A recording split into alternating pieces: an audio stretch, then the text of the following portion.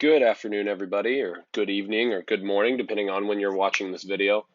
I'm Louis DeGuentz. This is going to be a little presentation or lecture on securities fraud in corporate America, a little history of it. I'll run through how it affects various stakeholders and ethical dilemmas that companies face when they decide to commit securities fraud or in certain situations when securities frauds happen, and just the overall ethics of the subject of securities fraud. So let's get into it. So starting with the introduction to first thing you need to understand about securities fraud is that it can take on a lot of different forms. There's a lot of different ways to commit corporate fraud. The term fraud is more of a blanket term that encompasses all of these different forms. I've listed some here: insider trading, late day trading after hours or before hours, pump and dump schemes, which have come to light recently with I'll talk about later in the video with Robinhood and Webull and the GameStop AMC debacle. And then illegal accounting practices of something that have surfaced starting in the early 2000s. People refer to it as book cooking. That's what I'm going to focus mainly on after the introduction um, because it's the most relevant form of fraud in today's world. But most of you probably are familiar with the term Ponzi scheme that was popularized by Charles Ponzi. It's the most widely and recognizable form of fraud. It's more commonly referred to as a pyramid scheme. And another thing to understand about fraud is that it can come in many different scales, many different sizes. For example, a small town business simply deducting too much from their tax return, reporting a lower income than they actually um, earned is a form of fraud, and then billion-dollar companies committing insider trading to turn a higher profit is also a form of fraud. So, to be able to understand that fraud, like I said, is an all-encompassing term, and it can be very grand in scale or very, very minute. So, before we get into the history, it's important to understand that. Getting into the history and talking about the early 2000s scandals that we're going to focus on in the form of fraud, the accounting tricks that we're going to focus on in this video. We'll talk about the stock market crash in 1929. It brought forth a lot of fraudulent acts that people were committing during the Roaring '20s. They passed legislation in reaction to these fraud cases, which passing things in reaction is going to be a trend that you'll notice of how the SEC handles cases of fraud. A lot of their legislation and regulations that they pass happen to be most of the time reactionary instead of proactive, which is a problem and an issue that they still have yet to figure out. Little changed in terms of legislation for 70 or so years. It was very old and dry. It wasn't keeping up with the times. They had little tweaks here and there to it to try to keep up with the changing business world. But really, what brought out fraud to the limelight was the early 2000s accounting scandals that involved most famously Enron and WorldCom, which I'm certain that most of you are familiar of. It unveiled how sketchy accounting practices could be used to move debt and give the impression of revenue when in fact their books showed quite the contrary. Enron used shell companies, keeping hundreds of millions of dollars in losses off of its own books, and they recorded dollars of revenue multiple times over. This tricked their investors and market analysts into thinking that the company was performing substantially greater than it actually was. And once their actions were uncovered, the stock price tanked. The company went bankrupt. Thousands of people lost their jobs. The accounting firm Arthur Andersen also was affected. We'll talk about this and how fraud can affect stakeholders, not just at the company, but outside third parties, all stakeholders involved. And then WorldCom grossly exaggerated their profits for the year that they had expenses incurred. For tax purposes, you can deduct a certain amount of expenses. WorldCom was using accounting tricks to deduct things, counting them as expenses that they were legally not allowed to. Um, and these cases, there were over 20 in a span of 3 years outside of WorldCom and Enron. And they exposed many of the underlying issues in the accounting and auditing industry and the shady practices that many businesses were performing at the time. And this brought about the passing of the Sarbanes-Oxley Act of 2002, or SOX as it is more commonly referred to as, but it imposed civil and criminal penalties for falsification of financial statements. Um, it also made sure to keep auditing companies responsible and held them responsible for their practices to make sure that they're not committing any forms of fraud. And like I stated earlier, this was another reactionary measure passed by the SEC. Now to talk about fraud's effect on stakeholders. So for the sake of this video, we are going to talk about the accounting practices, that form of fraud, and how it affects stakeholders involved with that. Basically, anybody that you can think of that has any sort of relationship or tie to the company will be affected by this, even the market on a greater scale. Top management and employees obviously are most directly affected. Jobs are lost, their retirement funds are zeroed out. The security indemnification of the company is lost. If the company does not go out of business, the confidence from the employees in the company is surely damaged. The confidence that the market has in the company is also almost irrevocably damaged or irreversibly damaged as well. The case of Enron, the company obviously went bankrupt. Several high-ranking employees received significant jail time for their involvement in the scandal. The CFO pled guilty to 2 counts of wire fraud and securities fraud. He served 5 years. The CEO served 14 years. He also was required to give $42 million to the victims of the fraud cases. Sentences, fines, and serving jail time are common punishments for fraud scandals, especially one of this magnitude. At the time, the Enron collapse was the biggest in the world, but has since been surpassed by WorldCom, Washington Mutual, and Lehman Brothers, among other ones. Companies of other employees, investors, the market itself receive a form of punishment, if you will. Obviously, like I stated, public confidence in the market dwindles. If one company is guilty of fraud, the SEC is led to believe, or other people are led to believe, that other companies could be committing these same illegal acts and getting away with them if they were doing this for however long they've been committing the fraud. It somewhat creates a domino effect that can take place. Other investigations into companies can be launched, which in turn possibly reveals more securities fraud, which is what happened in the early 2000s. After the collapse of Enron and Arthur Andersen in 2001, like I stated, 23 other securities fraud and corporate accounting scandals emerged in the subsequent years, 21 occurring in 2002 alone. Now we're seeing new issues involved with social media companies, new day trading apps like Robinhood and Webull that I mentioned earlier, the rise of day traders using these apps. The age of the internet has brought on an entirely new swarm of issues for the SEC. The Sarbanes-Oxley Act was a monumental change to the industry, but it's once again being revealed that new regulations and oversight are going to be needed for this new exponentially expanding industry of cryptocurrency. Demographics of day traders range from risk-averse 40-something-year-olds researching in their free time and noticing blockchain trends to risk-seeking teenagers using their extra summer cash to invest in the next GameStop on Reddit threads.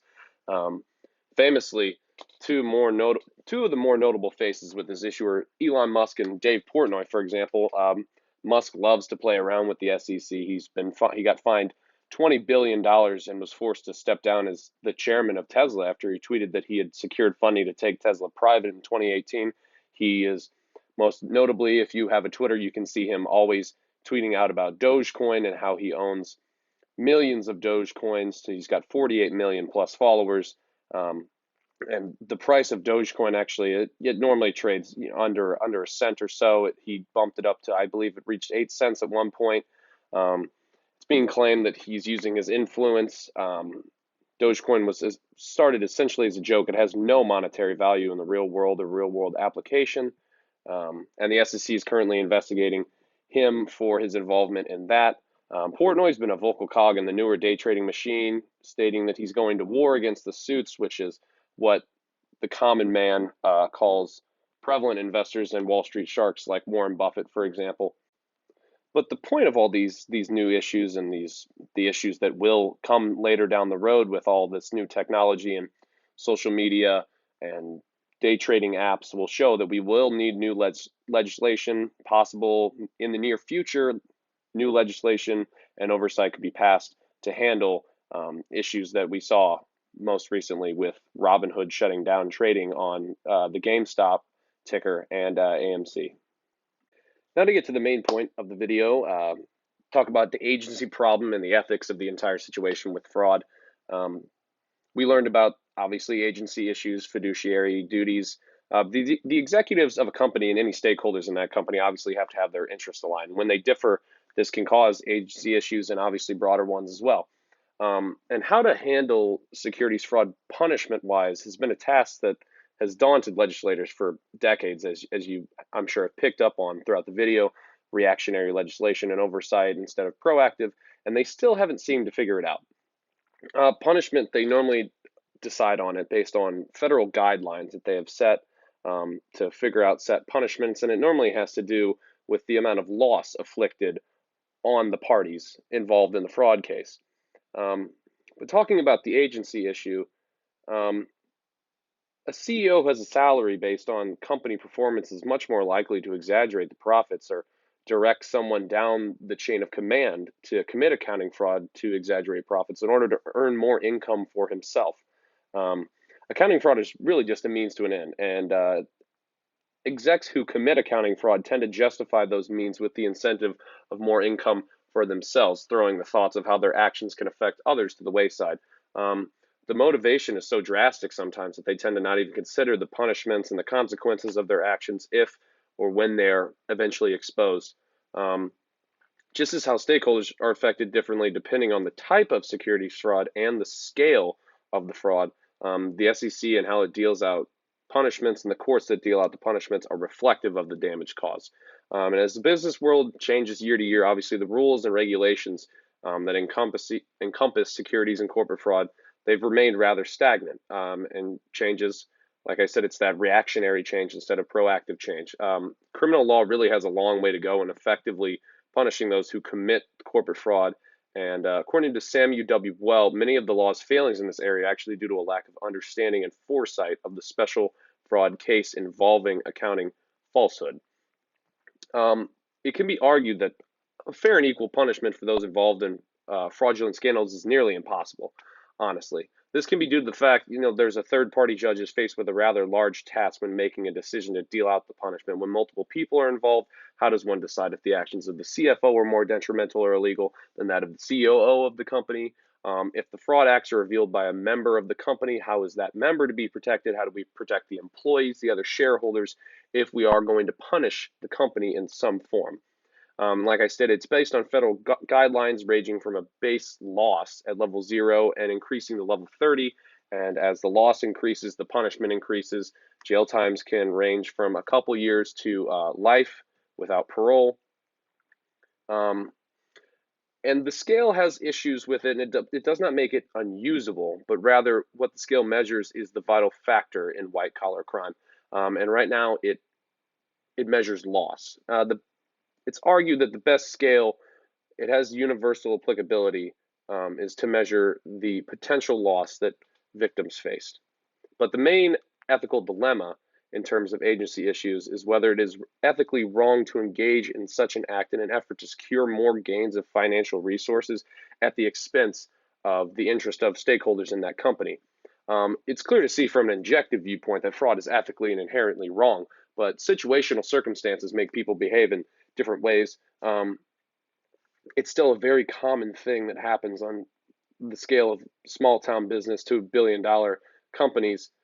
Take, for an example, a small town sports shop doubling up their expenses in order to pay lower taxes. If they were to do this so that they can give their employees a bonus at the end of the year, the ethics of the situation are drastically different than if the owner does it to give themselves a bonus and not reward his employees with anything. It doesn't make it right, but the ethics of the situation are obviously different, and this is the issue that the SEC faces when deciding to deal out punishment. How do they handle it? How long, how drastic is the punishment? And historically, the United States has been very, very strict and serious with punishments on securities fraud. The idea of it being ethically wrong in America contains little gray area, but this is not the case in other countries. In China, for example, Carson Block, a reporter for CNBC, he compared it to that of an American receiving a non-monumental fine. He uses the analogy stating if most of us got a jaywalking ticket in Germany, we would probably ignore it. Germans adhere to very strict jaywalking rules, but in the United States, obviously, it's a rather smaller deal to always use the crosswalk, and it's more of an afterthought to many Americans. But getting back to China and their business practices, bribery and fraud are part of the business norm.